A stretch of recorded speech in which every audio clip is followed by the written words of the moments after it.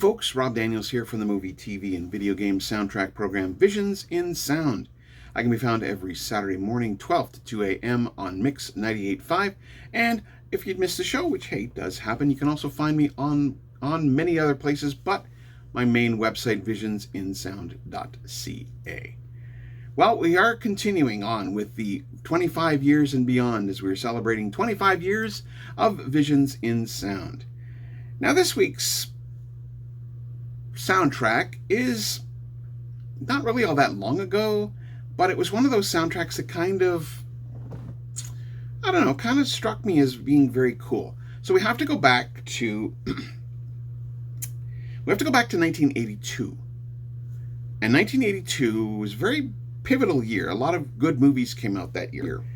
Tron, Star Trek II: The Wrath of Khan, The Thing. So there was a whole bunch of other movies that came out, but there was this one movie that came out that kind of had just a little blip on the cinematic landscape, and that was Jim Henson's 1982 film, The Dark Crystal. Now, we're not going to be talking about the Trevor Jones score this week. We might get to that eventually. But no, this is something that came my way rather quickly. And I was thinking about what I was going to do this week, and I had a couple of ideas, and then lo and behold, thanks to a seller on Facebook Marketplace, that I was able to get not one, but 2 volumes of the Daniel Pemberton Samuel Sims score to The Dark Crystal, Age of Resistance. Now, I'll be just talking about Volume 1 in this case, and there is some really great music on here. And the Age of Resistance is actually a prequel to the 1982 Dark Crystal. So we kind of see the little bit of a backstory on the Gelflings and the Skeksis and all of these wonderful creatures that come up in the show. And it was a two-parter. I remember at least being 2 parts. Maybe it was broken into more, I can't remember. But it was on Netflix. So it was one of those shows that showed up on Netflix and was actually pretty cool. I remember watching it and being enthralled all the way through. There were problems with it. I had a few problems with it. But they were inherent problems with just the way I saw that the technology was getting there. Using a bit of CGI with live action puppets, with actual actors in suits and that sort of thing. It was a nice blend, but there were still a few little problems here and there, but not enough for me to not enjoy the entire experience that was the Dark Crystal, Age of Resistance. But yeah, we're here to talk about the music. That's Daniel Pemberton. Daniel Pemberton did the music for at least for Volume 1 of this Dark Crystal, Age of Resistance. Some great stuff. Have a listen to this opening cue. You won't be disappointed.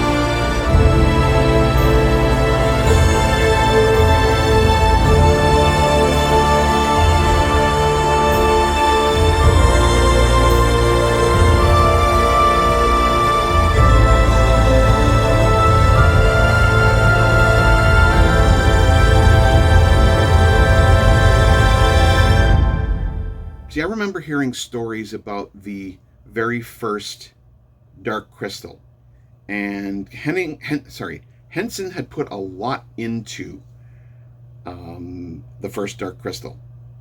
And when he showed it to the executives, they didn't say anything.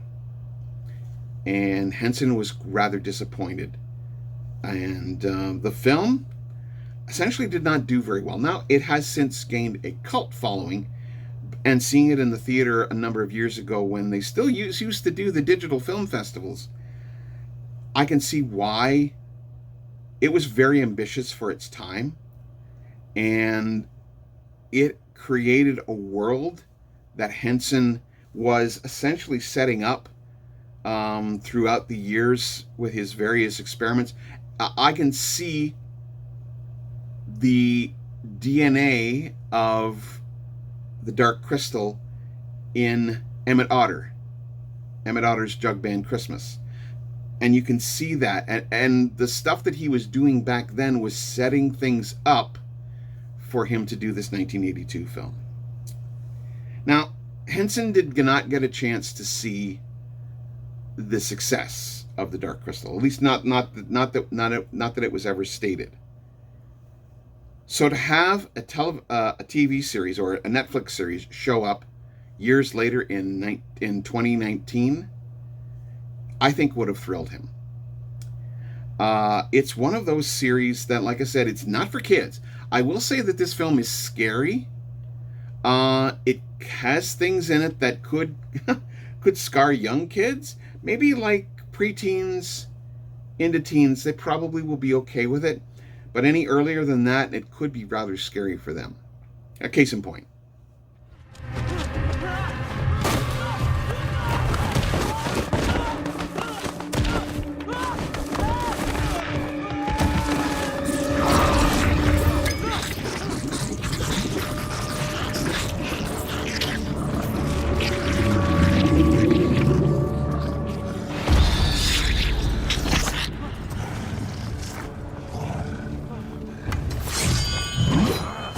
I've come for my prize. You're lying, George!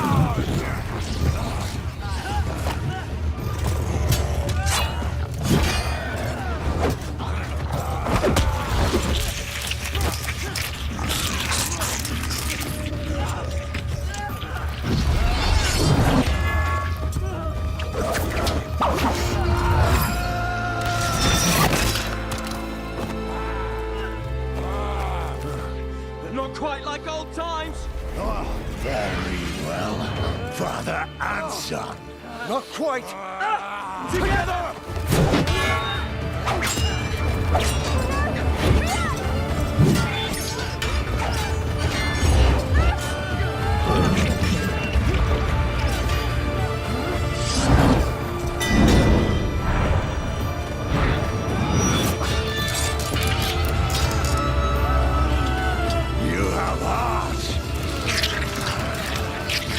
I'll take that too.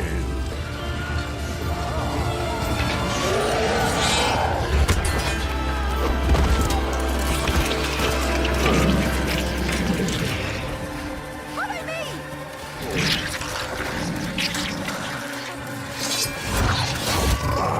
Father? Father! Enough fun. No, Father! My son!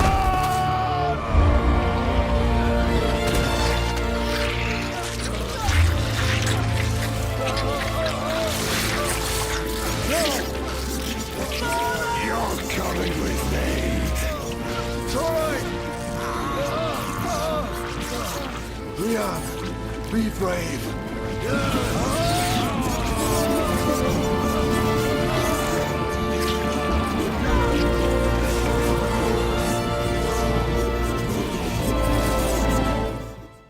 So yeah, there is the 2019 series was fantastic.